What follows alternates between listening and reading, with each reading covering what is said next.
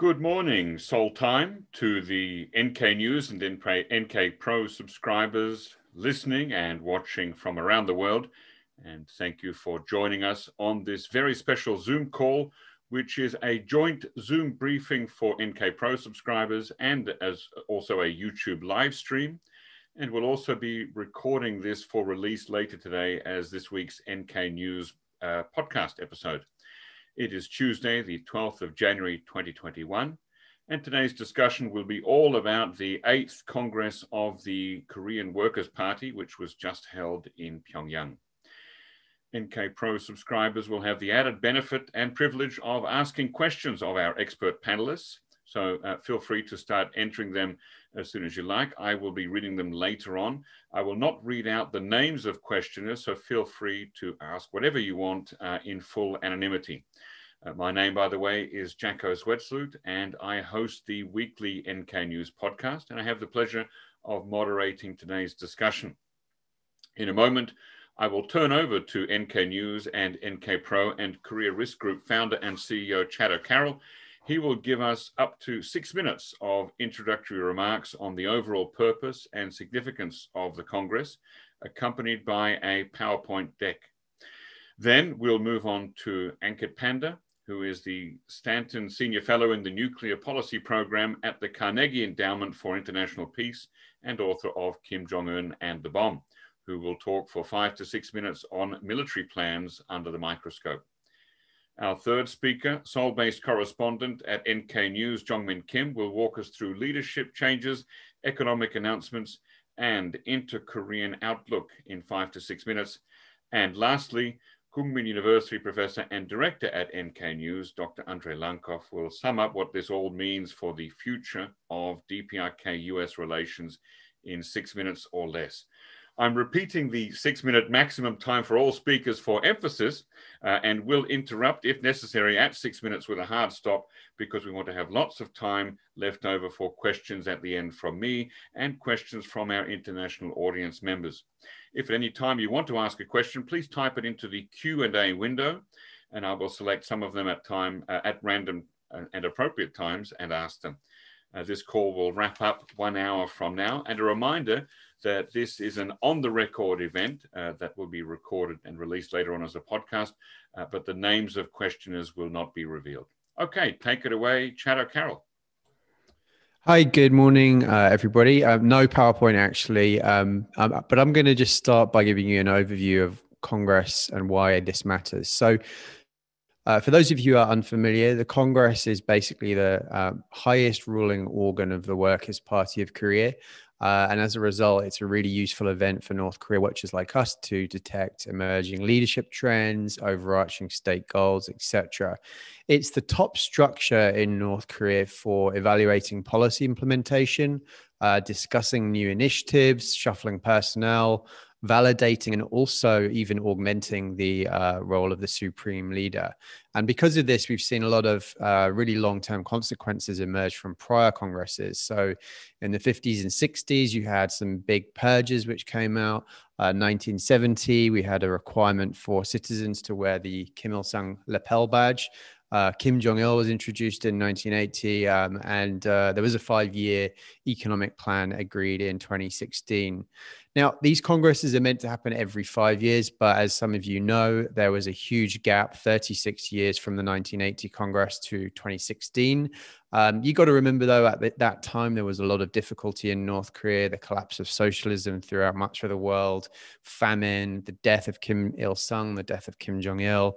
But following that May 2016 Congress, we then had 4.5 years from then to now, which again doesn't quite follow this 5-year requirement that there has long meant to be. So why is a Congress happening now? Well, looking at the context, 2020 was, as many of you know, the hardest year for Kim Jong-un on record.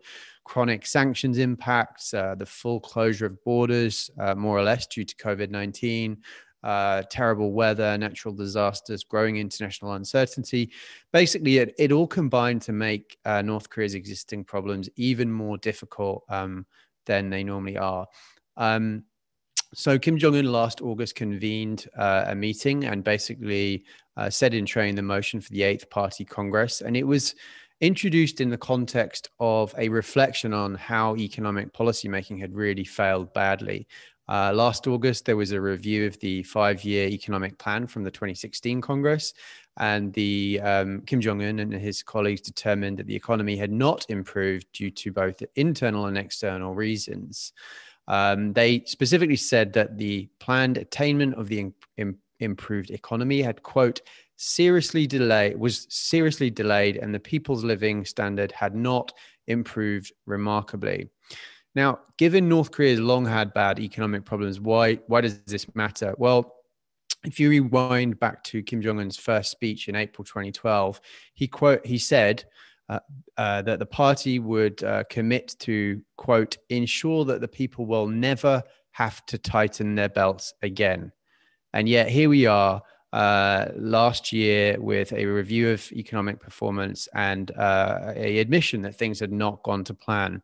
So the 8th Party Congress was being teed up effectively with an economic policy focus to look at performance, what went wrong, and also to determine a new economic plan. So we went into this Congress really expecting the economy to be the key subject. There have, however, been many other subjects brought up, and we're about to discuss them, but I'll just give you a very, very quick top-line overview. On foreign policy, we've seen the first clear indications about where Pyongyang sees its relationship with the new Biden administration. The US was described as, quote, the biggest main enemy, and state media effectively said nothing is going to change regardless of who leads the White House. On nuclear weapons, lots of modernization programs revealed despite Kim Jong-un's commitment to denuclearization in Singapore. With South Korea, despite hopes in Seoul that there would be an olive branch, we've actually seen North Korea issue complaints about modernization programs, forthcoming joint exercises. On the economy, a new 5-year economic plan, but no details of anything no game changer policies that stand any chance of actually turning around this growing economic decay. Leadership, more promotions for Kim Jong-un, his sister seemingly having losing a title. Lots and lots to dive into. I'll just end by saying that we're less than 2 weeks left before Biden is expected to be inaugurated. The party Congress is effectively setting the scene for what's likely to be a really quite bumpy several years ahead. And with that, I will pass over to Ankit to break down some of these nuclear developments. Great. Well, thank you very much, Chad, for that overview. I will get right into it to observe the strict time limit today. So to my ear, or at least to my eyes, when I first read the comprehensive work report released on the 4th day of the Party Congress, which contains a lot of what I'm about to talk about on the military front and specifically with regards to nuclear modernization, I sort of thought back to the last time we'd seen a document or speech or report out of North Korea of this magnitude, talking about nuclear forces, not only in a non-euphemistic way.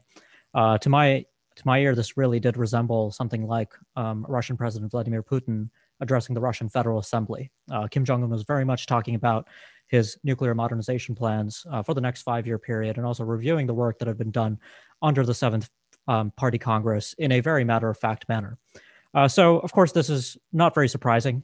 We have already, I think, seen a turn in North Korea after the Hanoi summit in particular, best crystallized perhaps in Kim's remarks at the 14th Supreme People's Assembly in April 2019, and at the end of 2019 at the 5th plenary of the 7th Central Committee of the Workers' Party as well. Kim Jong-un delivered important statements, including renouncing his moratorium from 2018 on long-range missile and nuclear testing, as well as promising the world a new strategic weapon, which he, of course, unveiled at the October 2020 military parade.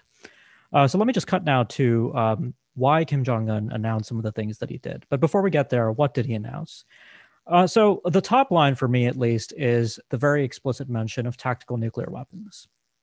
This is not something that I find surprising in terms of North Korea's interest, given what we know about the ways in which North Korea has operationalized its nuclear strategy, but it certainly is a concerning development. It could, among other things, indicate a return to nuclear testing. North Korea has conducted 6 nuclear tests to date, and while those tests may be sufficient for the kinds of weapons design information that would be necessary to simply move ahead and manufacture tactical nuclear weapons, Kim may see some need to test. Of course, this has other considerations at hand, including relations with China and Russia, who would not necessarily welcome a return to nuclear testing. Beyond tactical nuclear weapons, we saw a focus on new types of payloads for ballistic missiles. Kim Jong-un's work report explicitly included mention of hypersonic boost glide vehicles, which are, of course, a very trendy topic, so to speak, in the world of security studies. People love to talk about these things around the world. So certainly something that would grab headlines, but also multiple reentry vehicles, which a lot of analysts have been suggesting that North Korea would go for in some time. And we just heard from Chad about the economic constraints in North Korea. And when you're determined to practice nuclear deterrence under economic constraints, it makes more sense to put multiple warheads on a single missile rather than manufacture a whole bunch of missiles with a single warhead. The Soviet Union figured that out quite early into the Cold War. And the same logic will hold in North Korea if Kim Jong-un does proceed to follow through on some of these plans. Without getting into too much detail, we heard about a new intermediate range cruise missile. I personally have no idea what system this might be referring to, but it is a system that was appropriately translated. First of all, we know that they meant intermediate range. So this would be a materially new type of system that we may see tested in the near future. Kim Jong-un mentioned the naval nuclear propulsion program in North Korea, which he indicated would be continued and possibly result in some kind of naval nuclear reactor. Of all the announcements that were made, this one personally, I think, is probably less likely to manifest in the near future. He discussed plans for the modernization of a submarine fleet, possibly describing the July 2019 modified Romeo-class submarine that he revealed not long after the failure of the Hanoi summit. He talked about a 15,000 kilometer range intercontinental range ballistic missile. This may have been referring to the large 11-axle intercontinental range ballistic missile we saw paraded at the end of the October 2020 parade. But 15,000 kilometers is a little bit of a strange limit. North Korea's existing missiles have been able to range the entirety of the United States. But a range without a payload is fairly meaningless. So I suspect this may have more to do with things like multiple reentry vehicles, countermeasures to defeat ballistic missile defense, but generally indicates an interest in North Korea in continuing to build larger and larger missiles. Two final worthy items of note. Kim Jong-un expressed an interest in pursuing a new unmanned aerial system for reconnaissance, specifically with a range of 500 kilometers. This could be used in peacetime and crisis and during an actual conflict to evaluate the condition of the battlefield, for instance. And finally, there was a call for military reconnaissance satellites. We've been hearing things about satellites on and off in North Korea since 2017, and a satellite launch may be a graduated option. Now, just to quickly reflect on the political context before passing the baton to the next speaker. Of course, a new administration is around the corner here in the United States, and a lot of analysts have noted the patterns, at least, that we saw with the Obama administration and the Trump administration, both of whom were greeted into office by varying demonstrations of capability by North Korea. And this has historically been something that North Korea uses to set the table for a new round of negotiations. A lot of what I just described, I think, qualitatively will represent major milestones in North Korea's ongoing quest to practice nuclear deterrence against the United States. And this is something that I fully suspect incoming members of the Biden administration will fully appreciate. The message that North Korea is effectively sending, and we have to wait and see if this is a credible message, is that if the Biden administration takes no early action in terms of revising the unchanging U.S. negotiating position, which has to date demanded complete, verifiable, and irreversible dismantlement of North Korea's program before any sanctions relief can be provided, North Korea will likely push ahead and begin to test some of these systems. There will be a return to a testing campaign, in other words. A lot of what we saw laid out reminds me of the agenda that was set out back in March 2013 when Kim Jong-un first declared his Pyongyang line, which manifested in a 4-year testing campaign. I will stop talking there, Jacco, and pass it off to Jeongmin. Thanks. Jeongmin, thank you. Take us away, Jeongmin. Hi, I'll be explaining the economic outlook, inter-Korean prospects, and also briefly about leadership. Kim Jong-un, during the party congress, declared that the failure of the last 5-year economic strategy in almost all sectors, they blame natural disasters, sanctions, and ongoing COVID-19 related risks, which are all not the fault of the party, they claim. And notably admitted were the state's inability to complete key construction goals, such as Wonsan Kalma tourist zone, which was already with a lapse deadline in April, and also Pyongyang Pyongyang General Hospital, which was supposed to be done by October. So what's the plan now? The new 5-year economic plan, which is technically different from strategy. They are not much details yet, unfortunately, but they have been stressing more self-sufficiency so far. They say that they are reflecting domestic demands to decrease dependence on imports, considering the realistic possibilities, which I presume that they are referring to long-term hardships like COVID-19 border closure or sanctions. There was a renewed focus on improving and expanding the range of consumer goods as well. But the only details that came out were on low-hanging fruits about developing Kumgang tourist area for the next 5 years, building 50,000 houses in Pyongyang, 10,000 per year, building 25,000 houses in the mining town of Kumdok, which was recently hit by typhoon. And these are relatively unambitious goals, but there were very little detail about plans in state-led sectors like metal, chemical, and machinery. They have not secured any sanctions relief, and there wasn't any much focus on improving foreign relations in the coming future. And they are not pursuing major reforms, so it's very unclear how the North can realistically make substantial improvement in years ahead. They implied more market crackdowns following last year's plenum address. Kim Jong-un renewed calls for restoring state's commercial sector, hinting further at anti-market measures. And moving on to inter-Korean outlook, Kim Jong-un declared that the state of inter-Korean relations reverted back to the times when Seoul and Pyongyang had never signed the milestone Panmunjom Declaration. He slammed Seoul for continuing joint drills with the U.S. and beefing up its own military capabilities, acquiring high-end military equipment as well. Kim criticized the South for, on the other hand, rather focusing on AKA non-fundamental inter-Korean issues like COVID-19, health cooperation, and joint tourism projects. Side note, Party Congress, when they were discussing Mount Kumgang, they did not detail anything about South Korean assets being there. But they did leave the door crack open. They stressed that the future of inter-Korean relations largely depends on South Korea's behavior going forward. And Moon Jae-in delivered a New Year's address. He remained pretty low-key compared to last year when he pitched independent tourism or Kumgang project. But this year, only specific pitch was COVID-19. But it's unclear if North Korea will consider taking that, because they already said that they are not interested. Moving on to leadership, just very briefly, Kim Jong-un was promoted to General Secretary from previously being Workers' Party of Korea chairman. It seems it's a symbolic move. Kim Jong-un taking on the position that was left vacant after Kim Jong-il died, and it has been touted as an eternal General Secretary. It seems it's like I said, it's a symbolic move showing or boasting that Kim Jong-un is on par with the level of legitimacy that the late leaders had. Some of the important people that showed up in the leadership reshuffle were Cho Young-won, Kim Yojang, and other people. Cho Young-won is one of Kim Jong-un's closest aide, and it was a major promotion for him. He replaced Park Bong-ju as Politburo Presidium, which is the country's one of most powerful decision-making body.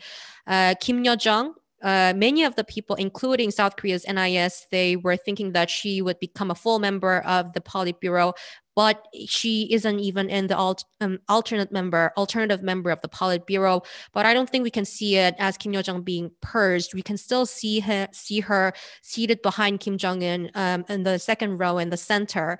For Baekdu bloodline people, there were precedents when they were demoted in the party position, but when they came back. So we have to wait and see whether or not Kim Yojang continues to support Kim Jong-un, closely following him around. There were some demotions and promotions in foreign affairs elites and military, but I'll leave it for now. Jacco, if you have time to ask me more questions on that, please. Thank you very much, Jeongmin. And we turn now for our final speaker of the four panelists to Dr. Andrei Lankov. Well, so basically about what was said about the relations with the United States, I would say nothing especially new. There was a great deal of news at the Congress, But what they said about their attitude to the United States was largely predictable and basically followed the expected line. Actually, what was basically said? They said that the United States has ever been and will probably ever be the real bad wolf. Or, as they put it, the United States, they said, is their largest and main enemy.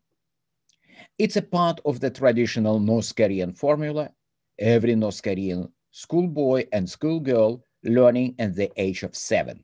Our country is great, we have the world's best leader, and the evilest country of the world is the United States, full of all evil people dreaming about crushing, exploiting, destroying everybody. Nothing new.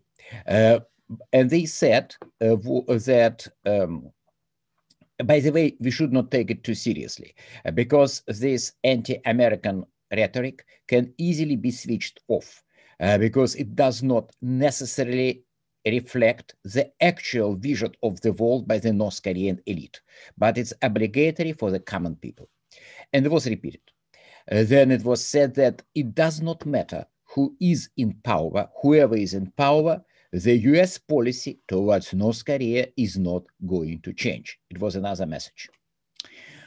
And then we had a great shopping list of all possible military developments, which have basically already discussed by Ankit Panda in great detail. It was quite interesting in itself, but it was presented largely as a message to the United States.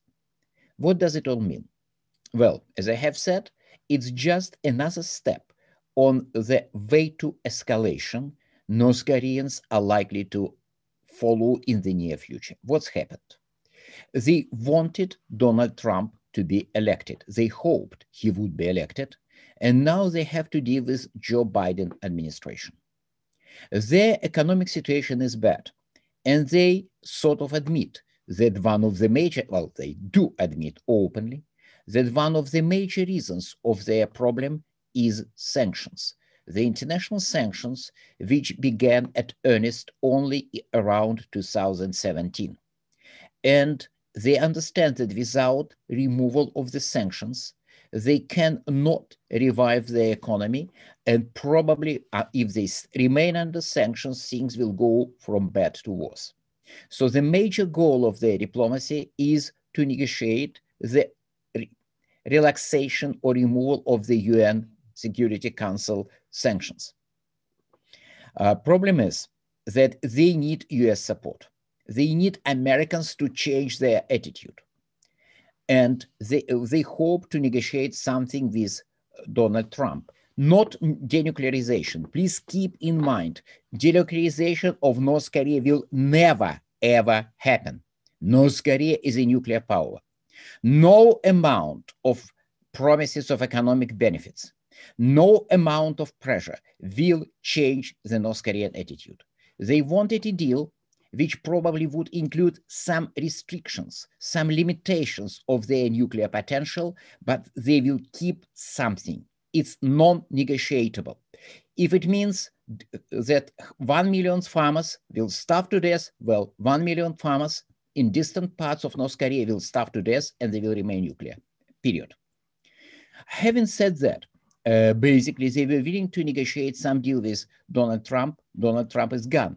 And Joe Biden, first of all, it's not clear whether he is going to negotiate, because in his last debate with Donald Trump, he made sort of special point that, you know, Donald Trump was wrong with talking with, as he said, thug, whereas he described as a great leader, son of the nation, Kim Jong-Un. And definitely North Korea is not very high on the agenda of the Biden administration. What to do? They're obviously doing what they have always done. If you are in such situation, you have to manufacture a crisis, drive tensions high, remind Joe Biden that you do exist, and that if he pretends that North Korea doesn't exist, it's not going to change anything, and North Koreans will keep developing better and more dangerous weapons. In expectations that if they escalate, sooner or later, Americans will blink and will realize that their strategic patience is just means sitting and looking how North Koreans having better missiles capable of penetrating American missile defenses and so on. And Americans will come to negotiate, and North Koreans will make few steps back in exchange for sanctions relief. So now we have this list. If it doesn't help, probably we'll see some demonstrations which will go up and up and up, perhaps up to the missile launches and nuclear tests. Now they basically said what they were going to do, what they have at their disposal or likely to have soon, and then they will probably start showing real things. Of course, there is an important caveat, that is China. They are unusual, they have always been dependent on China.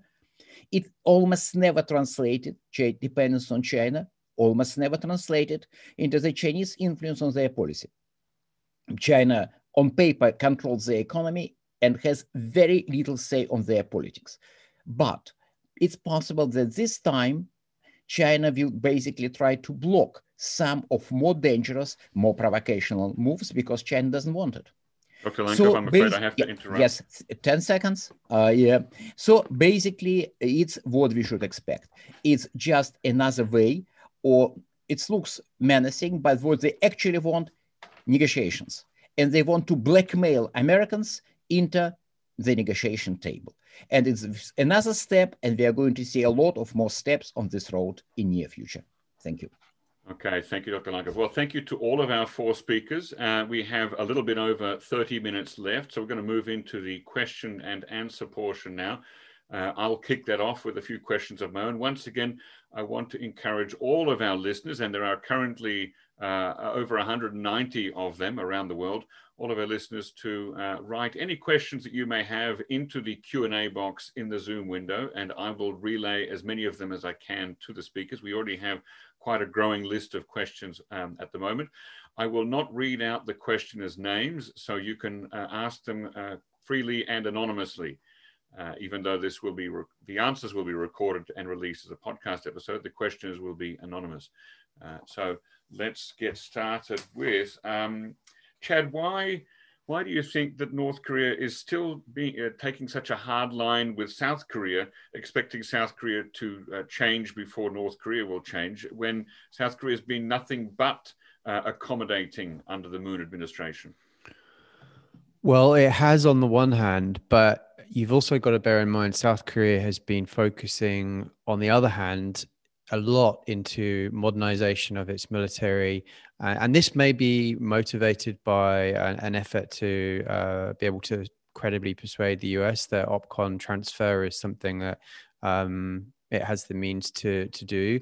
And, you know, it will have the technology to do that well. But basically, we if you rewind back to December 2018, there was that scene when the guard posts were being removed from parts of the DMZ. That very week, South Korea's MND announced the largest ever increase in its military budget in history.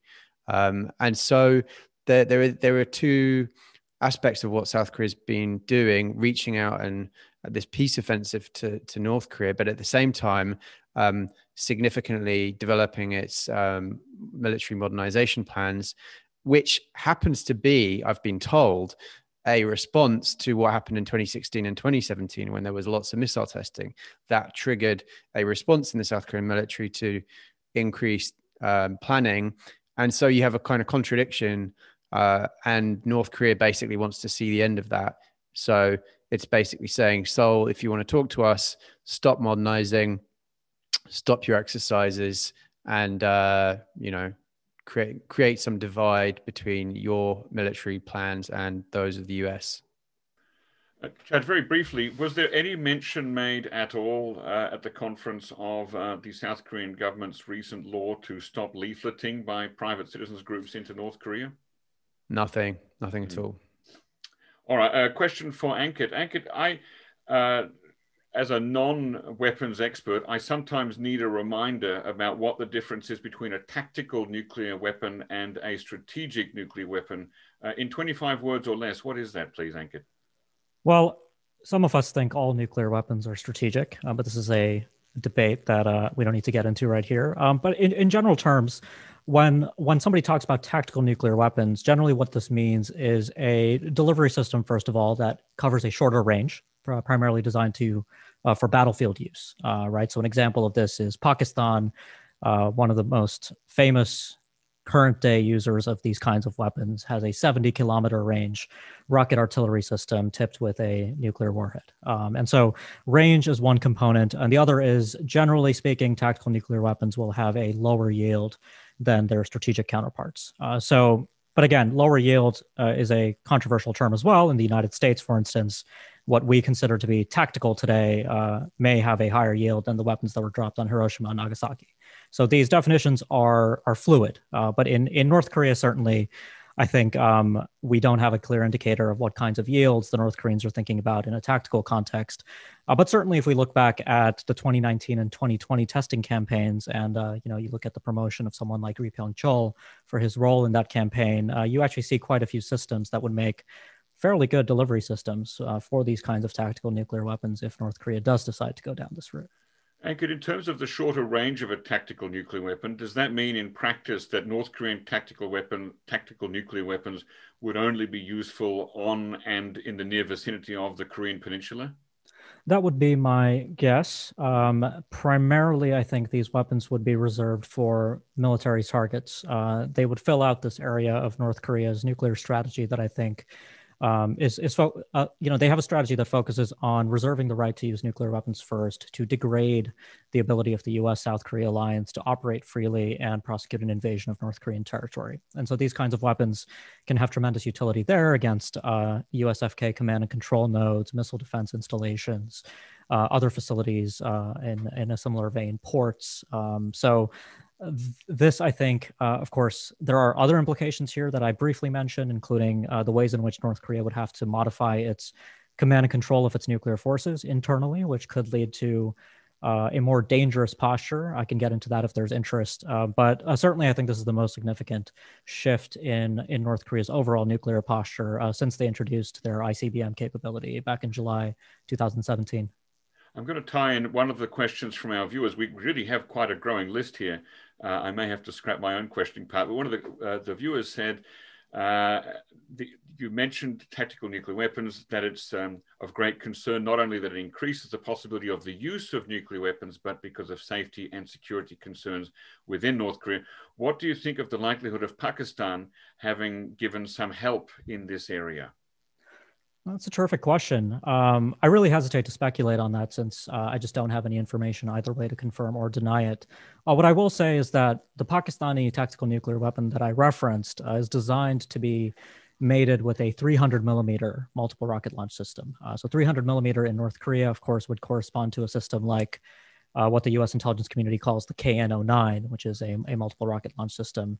The three systems that got Ri Pyong-chol his big promotion in last year, the KN-23, KN-24, and the KN-25, are all significantly larger systems. So the smallest of those three systems, the KN-25, has a largest diameter near the payload section of around 600 millimeters. This, of course, is still larger than any physical nuclear weapons design we've seen in North Korea. Here I'm referencing the compact fission warhead they showed in March 2016 and the thermonuclear device they first showed in September 2017.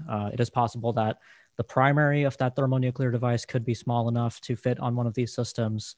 But again, I think we just simply need to get a little bit more information. If the North Koreans do decide that this is where they'll pressure the Biden administration, though, I would anticipate that we may, for instance, see Kim Jong-Un inspecting one of these weapons, a campaign to clearly indicate to us that this is a real capability that will be tested and validated if the United States doesn't take measures. Jeongmin, we have a question for you from one of our listeners there. Since the door seems left open for the South to offer something, despite all the criticism and indication from the North that they are not interested in the South's current offers, what would you recommend the South offers instead? Or in other words, what can help bridge the divide at this point in time? It seems that Moon Jae-in administration already made a decision to continue what they have been doing about the public health cooperation offers, and also continuing to emphasize the value of inter-Korean dialogue. Moon Jae-in yesterday said that he's willing to meet Kim Jong-un anytime, anywhere, even if it's through untact measures, considering how North Korea is continuously very paranoid about COVID-19 risk. But it's very difficult for South Korea to do anything that North Korea is asking at the moment, because it's to ditch U.S. RK alliance, basically, what North Korea is asking. Moon Jae-in seems to already have made a decision not to do that. He emphasized strengthening cooperation with Biden administration when he was talking about North Korea issues yesterday. And he said that he will still pay last-ditch effort to resume stalled DPRK-US inter-Korean talks. It seems overall North Korea did use very vague message to talk about hostile South Korean policies, similar to the description of the US intent. But it does seem that goal seems to be to encourage Seoul to become much more bold in inter-Korean policy, as well as not side with the US as much as they did before. But for Moon, this is a very tall order. He can't do that at the moment because North Korea is not the only issue that he has to deal with. He has the cost-sharing deal ongoing, and he also has to do this conditional OPCON transfer that was also stalled between Trump and Moon. And Biden is more of a traditional diplomacy person. He values alliance. It's a good opportunity for Moon to make way with these issues as well. So I guess my advice, not advice, if I recommend South Korea, I think, to manage risk at the moment. They have a lot of things they have to do until Moon's term is over in May 2022. They can't do everything. They can't bring complete denuclearization of North Korea. It would be very hard to resume any leader level talks with Kim Jong-un at the moment unless vaccines are distributed into North Korea. It seems what they can do is continue showing that they are very, very serious about providing security guarantee that North Korea has been wanting. I know South Korea touts the term peace a lot, but for North Korea, peace basically means security guarantee. I think from South Korean side, what they can do is maybe reiterate the importance of end of war declaration rather than anything else, because I know it's a symbolic move as well, but it can be a start of something. It could lead to some sort of discussion about security guarantee for North Korea that they want. North Korea is basically saying that, okay, we are not interested in the small stuff and the soft stuff, like some public health assistance or tourism. So I think Seoul should show Pyongyang that they are indeed serious about mediating between Biden and Kim as well about these more serious issues. And Jeongmin, also a quick follow-up there. I'm getting quite a few questions about Kim Yojang's demotion. She was linked last year to the destruction of the Inter-Korean Liaison Office and some strong messages towards South Korea. Could you give any comments on the likely messaging or signaling of her demotion for foreign policy or inter-Korean relations more specifically, and any speculation on what could have caused her apparent demotion or sidelining?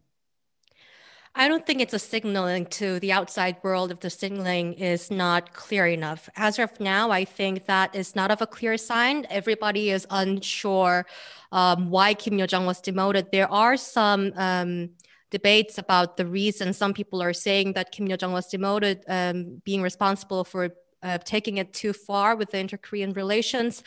But we can't really say for now. We have to see more whether or not she was demoted because of the failure, because she still seems to be position seated right next to Cho Yong-won, who rose in prominence recently.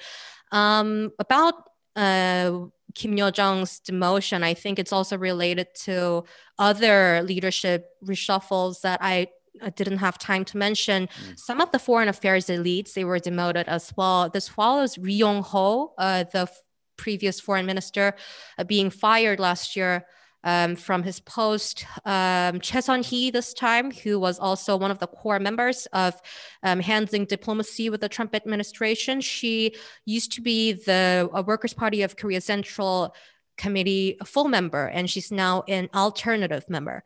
Also, Kim Yong-chul, he did not get into the Secretariat, which returned, replacing Executive Policy Council. The Secretariat, during Kim Il-sung and Kim Jong-il, it was very important. The Secretary in charge of South Korea affairs, it was a very high ranking, but it seems Kim Yong-chul being not in the Secretariat sort of shows that inter-Korean relations and, as I mentioned, U.S. relations, they are not being prioritized right now.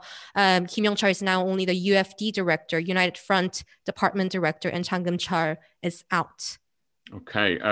Dr. Lankov, do we have any idea on the ideological direction of the Korean Workers' Party? Has there been any shift in ideology or any transformations? The questioner here says that they know you are of the belief that juche is nothing, but how can nothing evolve and change with each party Congress? Well, I was growing up in the Soviet Union where every time we were talked by a new Congress and we have just socialism, established socialism, developed socialism, but it had little impact on the presence of sausages in the nearby shop or on the attitude to economic planning. It was a kind of another universe. And basically, it's same is applicable to North Korea. But right now, judging by the stuff they published, and they published only a fraction of what was actually discussed, they did not touch ideology at all.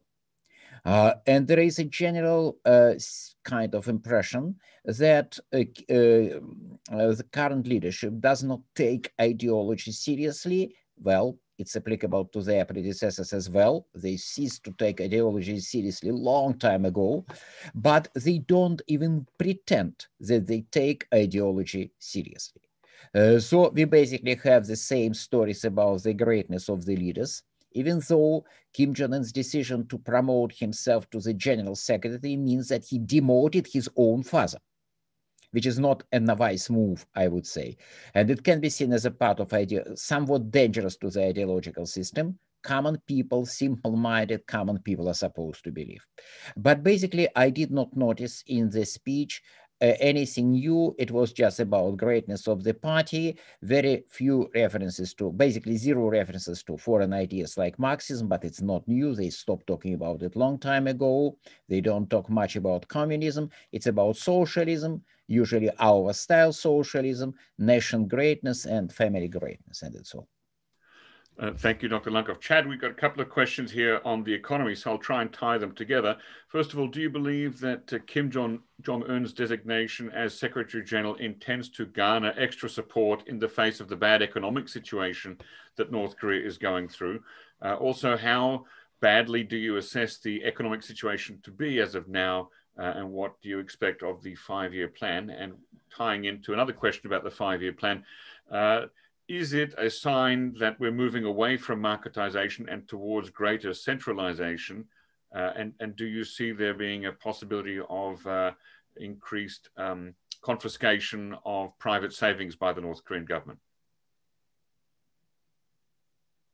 Yeah, so on the title, well, I don't know if it's directly related to shore up his authority due to a failing economy. If anything, the trend we've seen since 2020 has been a move towards a more collective style of rule.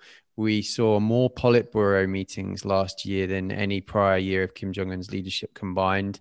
There was a regular occurrence, and this Congress is also now turning, it's almost like 7 or 8 days long so far, so much longer than the Congress of 2016.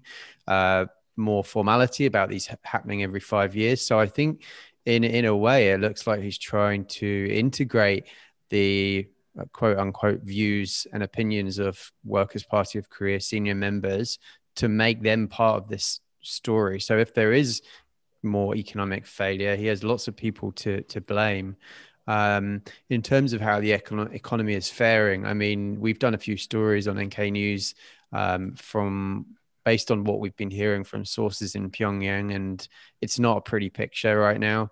What I found incredible about what Ankit is talking about is that all of these plans require significant investment, and yet this is a country where a source sent me a photo last week of chocolate biscuits that don't contain any chocolate whatsoever. The country is running out of sugar, cooking oil, Toothpaste is very hard to obtain. Cocoa, coffee, any imported food stuff is basically extremely difficult to get right now due to the COVID rules. And North Korea's response to this, more self-reliance. Well, we've heard this policy many times before, and it doesn't work. Crude oil cannot be developed inside North Korea very easily. There are always going to be things that require external trade. And so I think that I'm very worried about the prospects for the economy, because as my colleague Peter Ward wrote on NK Pro in an analysis of the details that we're seeing of this 5-year economic plan, there's really nothing there that suggests anything that can do more than at very best just keep this current performance continuing for the next 5 years or so. Chad, we have a question here from, specifically I've been given permission to mention them, from recent podcast guest Marcus Garlauskas. Hello to Marcus out there. What is the real prospect that worsening economic hardship will threaten either the party's grip on North Korea or Kim Jong-un's control on the party? Is this something that we see as actually worrying, Kim? It's a good question, and it's just hard to figure out where dissatisfaction with food shortages, worsening quality of life, how that could articulate into something that threatens the leadership. I don't see it happening for the foreseeable future. I think it's a short or medium-term risk.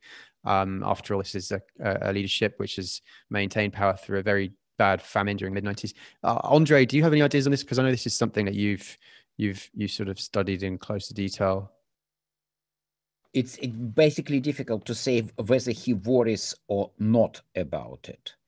But I don't know. They basically, on balance, they understand that there is always a threat about internal disturbances. It's noticeable that they're paying more attention, even more attention, every year more and more attention to attempts to stop the spread of outside information. It was reported we had a smuggled speech from December by Kim Jong-un himself, who was talking about threat of the cultural influence, about the decadent South Korean culture being spreading inside the country. So they understand that something is probably not quite right. Question is whether it's a big issue for them or not, I don't know. Whether it's a big issue or not, objectively speaking, I don't know. But we can see what they were doing in the 1990s. When there was a massive starvation, they still continued to develop their nuclear program in a situation which was probably far worse than the current situation. And they ended Lankov, up with I'm afraid producing... I'm going to have to cut you off there. We're close to almost having 10 minutes left. I'm going to have to ask everyone, all of our panelists, to keep their answers short, because we still have lots of questions and more coming in. Thank you for that. I have a question for anybody who wants to answer this. How can North Korea balance creating a crisis, getting America's attention on the one hand, with not angering China on the other? Perhaps, Ankit, you could talk about that?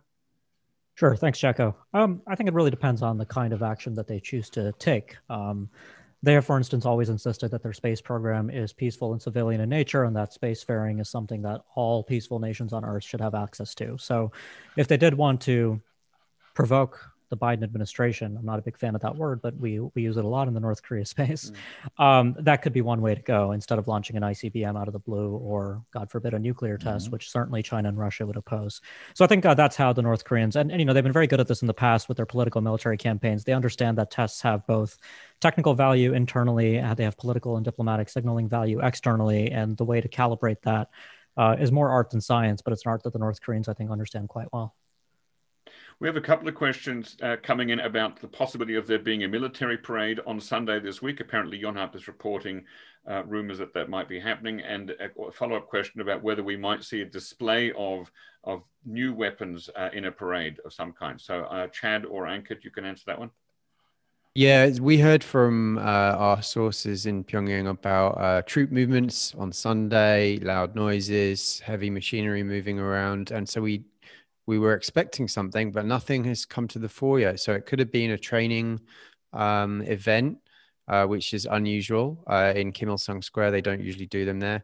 or it may have been taped and the video is waiting to come out later today. We just don't know. But yeah, it's quite strange. For the incoming Biden administration, do we know anything about the positions of the Biden administration with regard to future negotiations with North Korea? Are they open to abandoning CVID? And are there any channels of communication, people who have been involved in 1.5 or Track 2 discussions with North Korea in the lead up to the Biden administration? I can jump in on that as please. I guess the American sitting here. Yeah, I mean that is the $1 million question for the North Koreans. Is this going to be the administration after 30 years to change the fundamental U.S. negotiating position that Kim Jong-Un has to turn up the keys to his nuclear kingdom in order to receive any benefits or inducements?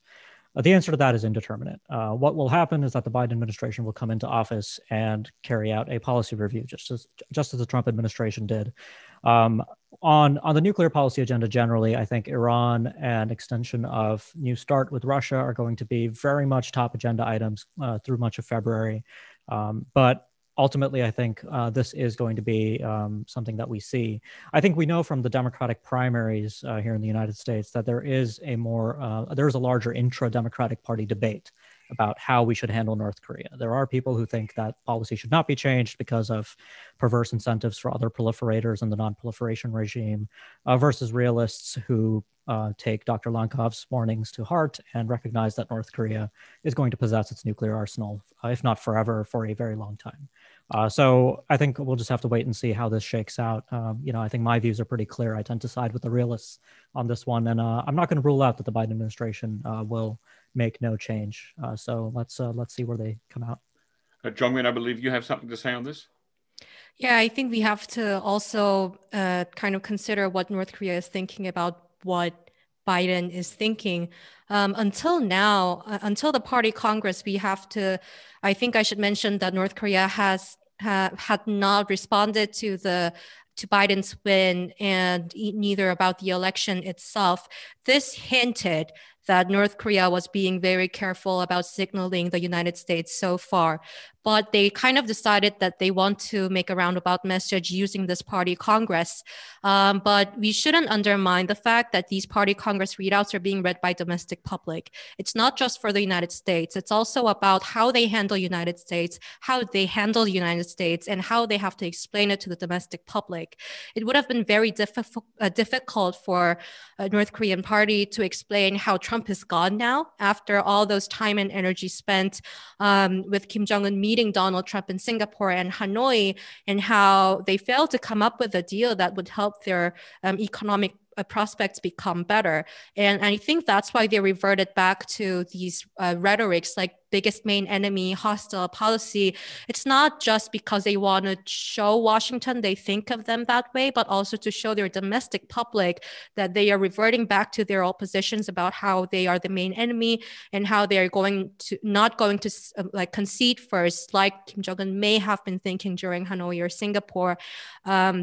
Basically, I think it's also showing that because they have their domestic pending issues as well, including the public's opinion about the party leadership's performance, I think that sort of influenced the rhetoric about the United States too, and also their position. And it seems Biden has to be the first one to make a move rather than North Korea. I think they have too much in stake. Chad, was there any discussion of environmental issues like climate change? And were there any discussions on new cyber policies or cyber developments out of the Congress? I've got to say, I wasn't reading those areas particularly closely. I've been mainly focused on the foreign policy, econ, and inter-Korean. Okay, Jeongmin, did you see anything on any of those areas? Cyber policies and developments and environmental issues? No, sorry. I wasn't paying attention to that. Okay, we've got lots more questions to go through. Can we discuss the return of the Korean Workers' Party Secretariat, replacing the Executive Policy Bureau, and the new party regulations that increase the flexibility for convening future Politburo and CMC meetings? Who'd like to kick that off?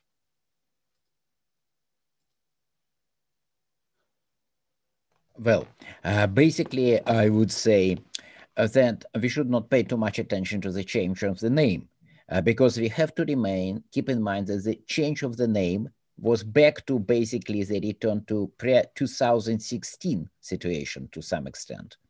They're changing names quite frequently, and I would not read too much basically from this change of the labels. The new functions of the permanent committee is something interesting, however, and it's important that it has been explicitly stated. The best and probably the only rational explanation is that they expect situations when Kim Jong-un will be unwilling or more likely unable to preside over frequent meetings of Politburo. So it was officially stated, I just have to repeat for those who didn't pay attention, they stated that a member of a permanent committee, there are 5 such people now, any of them can preside over a regular Politburo meeting, which is usually supposed to be presided by Kim Jong-un himself. And now it's official that somebody else can do it. And it's probably a sign that there are some problems with Kim Jong-un. Maybe he's losing interest in politics, but far, far more likely, it's another indirect indication of the sad and worrying fact that he has serious health problems. Because his absence for 3 months last year, no matter what the South Korean government tell you, was clearly an indication of something going wrong. So they decided to create an institution which will basically handle the situation when leader is sick without attracting too much attention to it. Chad, we've got a few questions coming in about North Korea's relationship with China, which was hailed in Kim Jong-un's report. Is there a red line which China would intervene in North Korea's internal politics, given that they control the North Korean economy? And what are the possibilities of the US and China coming to some agreement on pressuring North Korea if it makes a quote-unquote provocation?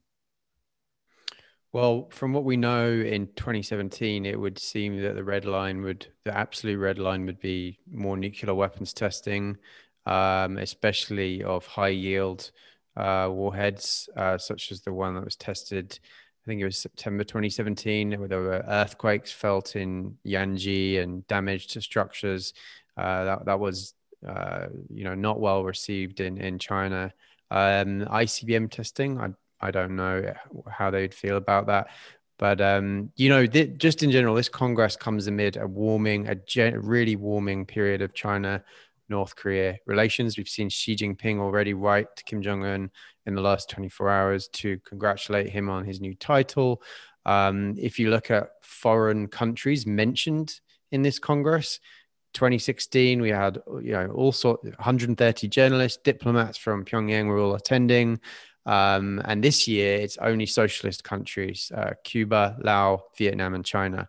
So I think that also gives some hint of where North Korea sees its foreign policy direction. So I think it's going to have to really balance carefully with its interest in pushing forward these programs and also maintaining those relationships. Dr. Lankov, any word on North Korea-Russian relations? Because Russia did not get mentioned much, but Kim Jong-un has also had his summit with Putin. So what can we say about the current state of Russia-North Korea relations? Basically, Russia tends to follow China. It will be a minor exaggeration to say that currently Russian policy towards North Korea is decided in China. Because the major goals are same. Both China and Russia are status quo powers. They don't want dramatic changes. They don't want crisis inside North Korea. They don't like North Korean nuclear ambitions, but it's a rather secondary issue, and they sort of tacitly understand that North Korea is going to remain nuclear for the foreseeable future and nothing can be done about it. However, for Russia, interests are same with China, but stakes are much lower. For China, it's a historically closely connected country located close to the major urban centers. For Russia, North Korea is a country far, far away. Yes, technically it has a border with Russia, but it's a border with a distant, sparsely populated part of Russia, very distant. So basically, it's natural that Russia follows China, and unlike China, not willing to pay much. It's a difference I ask everybody to keep in mind. Russia can smile broadly, give maybe some money, some support, but never it will ever come close to the amount of money and resources China is going to commit.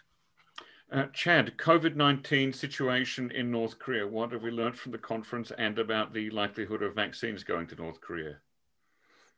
We've learned nothing about vaccines, but we've seen some very strange behavior or inconsistent behavior surrounding mask wearing. All the, 7,000 participants and observers in the April 25th House of Culture for this event. On the way in, they're seen wearing masks. Once they get in, they take the masks off. Kim Jong-Un has been there for the last several days. For the meetings that were reported in today's North Korean newspaper, he wasn't there, and everyone's wearing masks again. So, frankly, I don't know what that means. I'm not a scientist, but it seems very inconsistent to me. We do know, however, that they've signed up for this COVAX UN initiative to get free vaccines for 20% of the population, but no further details on that yet. Is it all over now in Pyongyang, Chad, or are there still events happening? It's still ongoing. No sign of when it's going to end. Jeongmin? Actually, all the agenda that they set out for, that's all done. But looking at the 2016 precedent, we still have a couple of events left, like the final decision document, which they are still working on through sector by sector committee discussions yesterday, it seems. And we still don't have Kim Jong-un's closing remarks. And in 2016, the day after Kim Jong-un delivered the closing remarks, they held a mass rally, and these were all reported on the same day afterwards. So we're still looking forward to that. It's not over. Do we expect him to read out his closing remarks in person, live? I mean, if they already did it at midnight, he could have done that, but it's pretty unclear. But last time he did deliver some sort of remarks, but this time it's really unclear because they have broken from the 2016 precedent already a lot by dragging this on for more than a week now. Yeah. Well, I'm afraid we're going to have to wrap it up there. We've gone a little bit over 1 hour. I'd like to thank all of our 4 panelists, Chad O'Carroll, Ankit, Panda, Jeongmin Kim, Andrei, Lankov. Thank you to everybody who tuned in from around the world, and especially all those who asked questions. I'm sorry to those whose questions I was not able to get to. There were far more than we could have imagined. If you're listening to us later on the podcast, please subscribe to NK News. And if you already subscribed to NK News, consider a subscription to NK Pro. Thanks once again, everybody, and listen again next time.